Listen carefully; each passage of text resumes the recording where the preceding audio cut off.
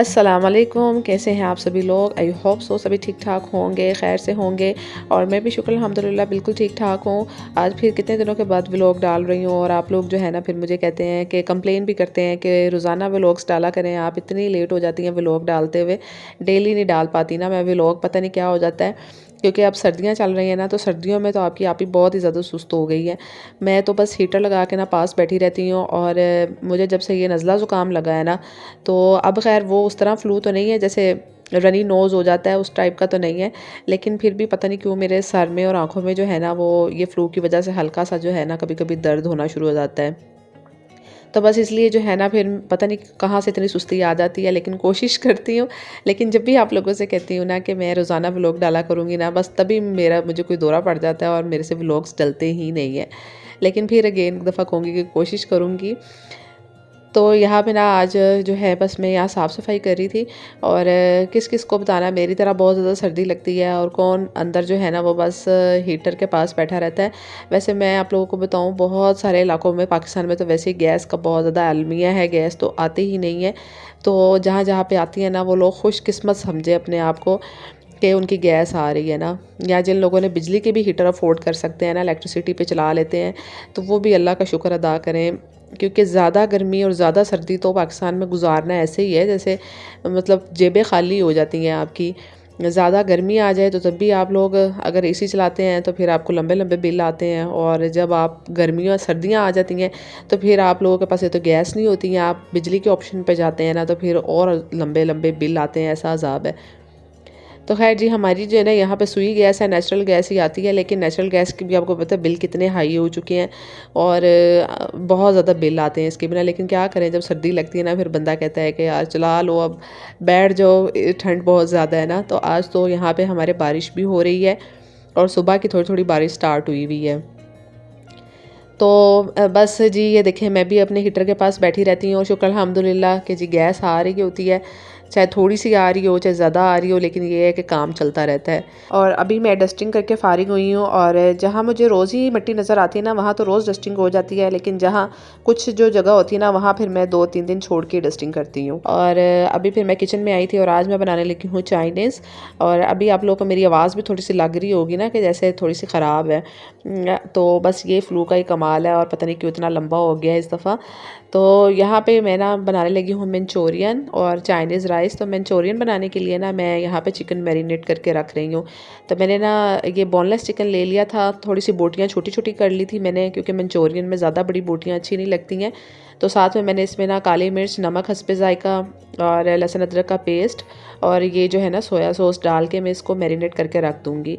तो ये लास्ट में एक अंडा भी डालूँगी और ये 1 घंटे के लिए मैरिनेट हो के ना, तो फिर इसका ज़ायक़ा ज़रा अच्छा आता है। ये सारी चीज़ें जो नमक और सोया सॉस है ना, ये काली मिर्च, ये गोश्त में अच्छे से रच बस जाता है। तो यहाँ पे जो मैंने ये चिकन लिया ना, ये ज़्यादा था, तो इसलिए मैंने काली मिर्च भी थोड़ी ज़्यादा डाली है। आप लोग अपने हस्बे ज़ायक़ा जिस तरह मर्ज़ी डाल लीजिएगा। अच्छा, ये होता है ना कि कभी-कभी हम देसी-देसी खाते रहते हैं, फिर दिल करता है कुछ हट के कोई ऐसी चीज़ बनाए ना। तो बस जो है ना चाइनीज़ हमारे घर में सभी को बहुत पसंद है, तो फिर मैं ना चाइनीज़ बना रही थी। चिकन को मैंने मैरिनेट करके रख दिया और यहाँ पे मैं चावल बॉयल कर रही हूँ चाइनीज़ राइस के लिए।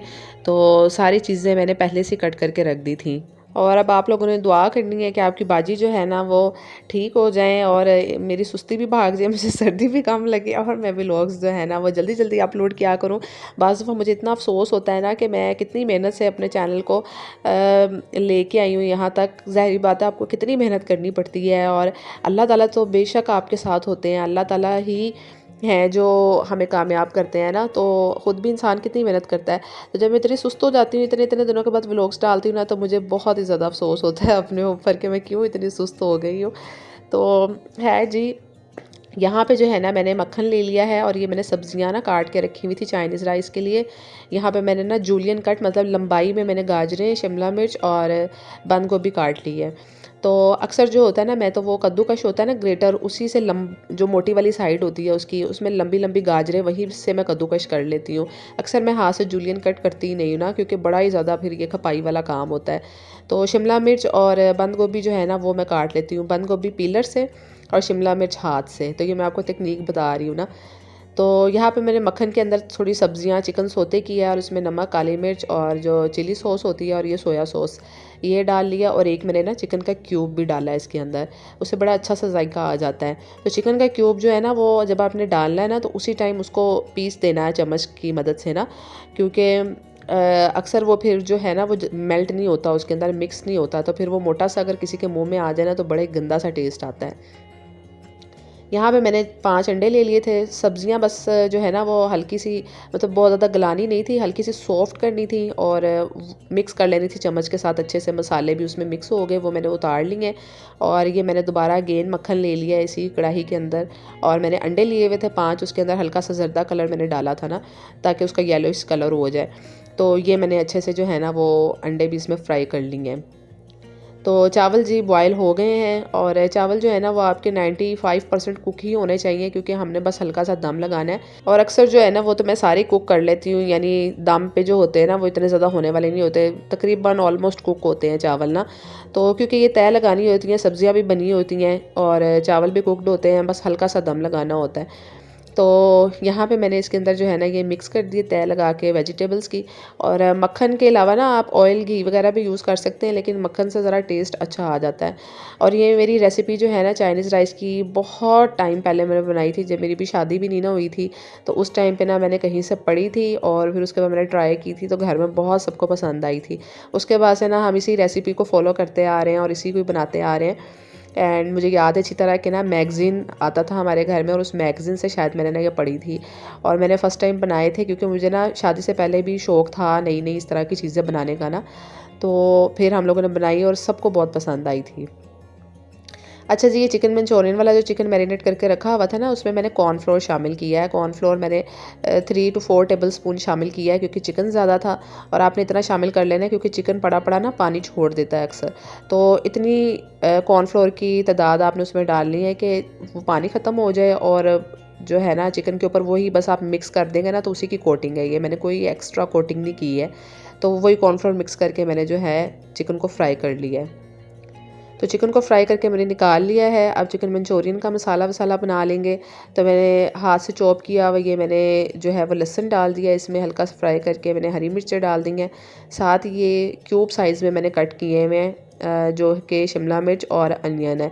तो ये बस मैंने नॉर्मल सी तादाद में डाले थे, चिकन मेरे पास ज़्यादा था क्योंकि हमारे घर में मैंने आपको बताया ना सारे ज़्यादा चिकन लवर है, तो फिर सब्जियां बच्चे भी अक्सर निकाल देते हैं। तो फिर लेकिन ये कि चिकन मंचूरियन में तो डालनी थी ना, तो फिर मैंने थोड़ी सी मुनासिब सी ही तादाद डाली थी अपने हिसाब से। तो यहाँ मैंने चिली सॉस, सोया सॉस, नमक और काली मिर्च इसके अंदर अगेन मैंने डाल दिया था, और ये मसाला भुन गया था हल्का सा।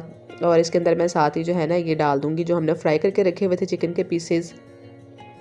और ये चिकन के पीसेस ना ऐसे ही मैं पकड़ के खा रही थी, इतने मज़ेदार लग रहे थे ना। ये मैंने कहा ये तो इस तरह भी केचप के साथ खाए जा सकते हैं ना, चिकन पॉप्स ही कह लें आप, इस टाइप के बन गए थे जब मैंने फ्राई करके निकाले थे, इतना मज़ेदार लग रहे थे। तो ये भी एक रेसिपी हो सकती है ना, जैसे हमारा दिल कर रहा हो कोई स्टार्टर रखना हो हमने, तो हम ऐसे चिकन पॉप्स के तौर पे भी फ्राई करके यूज़ कर सकते हैं। तो मैंने इसके अंदर पानी डाल लिया था जितनी मुझे ग्रेवी चाहिए थी, मैंने कम ग्रेवी रखी है। और मैंने देखा है कि अक्सर रेस्टोरेंट्स में तो काफ़ी ज़्यादा ग्रेवी होती है और चिकन कम होता है, लेकिन आपकी बाजी गोश्तखोर है, आपकी बाजी के घर वाले भी गोश्तखोर हैं, तो फिर मैंने चिकन ज़्यादा रखा है, ग्रेवी कम रखी है। तो क्योंकि मैंने देखा है ना कि बाहर जब चिकन मंचूरियन खाओ ना तो ग्रेवी काफ़ी ज़्यादा होती है और चिकन बीच बीच में होता है, नज़र आ रहा होता है। तो बस आपने भी अगर ज़्यादा ग्रेवी बनानी है तो आपने पानी ज़्यादा डाल लेना है। लास्ट में मैंने कॉर्नफ्लोर डाल के पानी में मिक्स करके ना तो आपने ग्रेवी थिक कर लेनी है। कंसिस्टेंसी बहुत ज़्यादा थिक नहीं करनी है, बस नॉर्मल सी थिक होनी चाहिए। तो चिकन मंचूरियन जी रेडी हो गया है। यहाँ पे चाइनीज़ राइस का भी मैंने दम खोल दिया था, और ये भी माशाल्लाह से देखिए कितने अच्छे खुशबू इतनी अच्छी आ रही थी ना मक्खन की, और इतने खुश रंग पकते हैं ना। तो चलें यहीं पे व्लॉग को ख़त्म करती हूँ। आई होप कि इतने दिनों के बाद आपको मेरा व्लॉग अच्छा लगेगा। अच्छा सा कमेंट करना, दुआओं में याद रखना, अपना बहुत सा ख्याल रखना। इंशाल्लाह नेक्स्ट व्लॉग में ना मैं आप लोगों के साथ दोबारा मिलूँगी। अल्लाह हाफिज़।